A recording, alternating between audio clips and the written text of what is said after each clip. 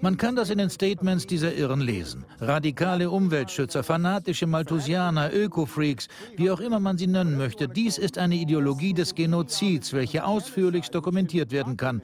Ad nauseam mit deren eigenen Aussagen. Als Gore sagte, dass die Wissenschaft besiegelte Sache sei, hat das viele Alarmglocken schrillen lassen in den Medien und dann auch bei vielen anderen Leuten, die mehr oder weniger wussten, dass das nicht stimmte. Andere Wissenschaftler begannen sich das anzusehen und natürlich, je mehr sie es sich ansahen, desto mehr begriffen sie, dass Wissenschaft niemals besiegelte Sache ist. Was wir jetzt haben, ist eine Umweltideologie, nichts weiter als Pseudowissenschaft, nichts als Pseudowissenschaft. Und wenn wir wirklich an die Umwelt glauben, wenn wir wirklich an Freiheit glauben, wenn wir wirklich an Wahrheit glauben, dann müssen wir ein paar ehrliche Antworten bekommen.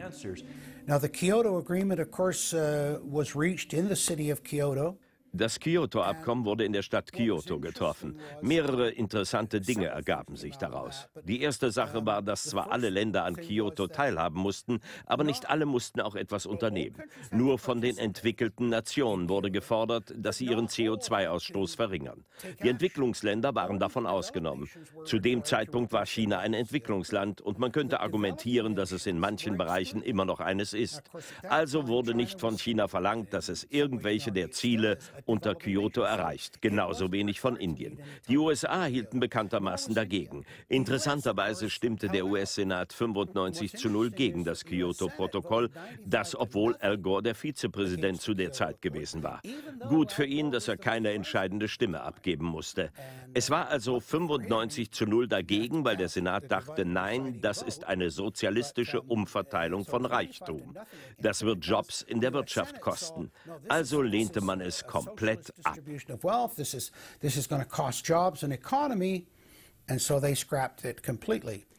Jetzt wird uns gesagt, dass wir Kohlenstoffkompensationen kaufen müssen. In anderen Worten, wenn du gesündigt hast, indem du eine CO2-Bilanz hast und Kohlenstoffausstoß produzierst, musst du Kohlenstoffkompensationen kaufen, was für gewöhnlich ein Schwindel ist. Jemand behauptet zum Beispiel, einen Morgen Gras in der dritten Welt gepflanzt zu haben, was aber nicht der Fall ist. Die nehmen dein Geld und lachen sich einen Ast auf dem Weg zur Bank. Aber sie sagen dir, dass du eine Kohlenstoffkompensation kaufen musst, um deine Schuld wettzumachen. Enron's CEO, Ken Lay, was involved in discussions with you at the White House about helping develop this type of policy, this trading scheme. And is that accurate? Is it inaccurate? It's been reported. I don't know, but I met with Ken Lay, as lots of people did, before anybody knew that he was a crook. Right, and clearly you can see why so many of us are concerned about this type of cap-and-trade energy tax that would be literally turning over this country's energy economy. I didn't know him well enough to call him Kenny Boy. Well, but you knew him well enough to help devise this trading scheme, and obviously we know what Enron and these big guys on Wall Street like Goldman Sachs, and I know you've got interest with Goldman Sachs. No. Well, that's been reported. Is that not accurate? No, I wish I did. With executives from you're partnered in companies with executives from Goldman Sachs. Well, if you're not. Al Gore muss wohl der größte Hochstapler in der modernen Zeit sein. Dieser Typ behauptet, er hätte das Internet erfunden, obwohl er bestätigtermaßen ein Lügner ist. Und er kam damit davon. Er war der Marktschreier, der als Vizepräsident erfolgreich NAFTA und GATT den Leuten angedreht hat. Das hat den Lebensstandard in den Vereinigten Staaten und Mexiko verringert und unser Land fast völlig deindustrialisiert. Jetzt sagt er, wir müssen an ihn und seinen Privatkonzern, der von Enron geschaffen wurde, eine Kohlenstoffsteuer aufs Atmen zahlen. Sehen Sie, wenn Sie Al Gore seine Propaganda abkaufen wollen, nur zu. Aber bevor Sie das tun, sollten Sie zumindest seine Behauptungen betrachten. There was a meeting in the White House in 1998 between Al Gore. Es gab 1998 ein Treffen im Weißen Haus von Al Gore, Bill Clinton, Ken Lay und Lord Brown. Wer waren diese Leute? Wir kennen den Präsidenten und den Vizepräsidenten. Ken Lay war natürlich der Präsident von Enron. Und Enron war ein sehr, sehr großes Gewicht im Emissionsrechtehandel und verdiente eine enorme Summe Geld damit. Ich denke, es hing zusammen mit dem Kollaps von Enron. Und Lord Brown war natürlich der Vorsitzende der größten Ölfirma der Welt. Sie wollten sich einkaufen, was dann auch geschah. Die Energiekonzerne werden die großen Befürworter für die grüne Agenda, alternative Energien und all das. Sie sahen die Chance auf ein gutes Geschäft und stürzten sich darauf. Ein Geschäft, das sie wieder umweltfreundlich aussehen lassen würde. Business opportunity and leapt onto it, and one that would make them look green again. Die Sprecherin des Repräsentantenhauses, Nancy Pelosi, ließ weder die Republikaner noch Mitglieder ihrer eigenen Partei bis wenige Minuten vor der Abstimmung über die mehr als 1200 Seiten umfassende Legislatur über Treibhausgasemissionen den Gesetzesvorschlag sehen. Der Vorsitzende der republikanischen Minderheitsfraktion, John Boehner, hielt eine seltene Dauerrede und las einen schockierenden Absatz aus der Legislatur nach dem anderen vor.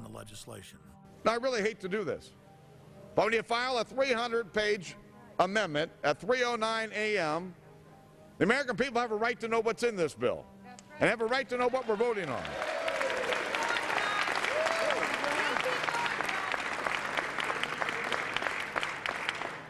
Page 48. Each building code enforcement department receiving a grant under subsection A shall impanel a code administration and enforcement team consisting of at least one full-time building code enforcement officer, a city planner, and a health planner or similar officer. I can take you to Chickasaw, Mercer County in my district.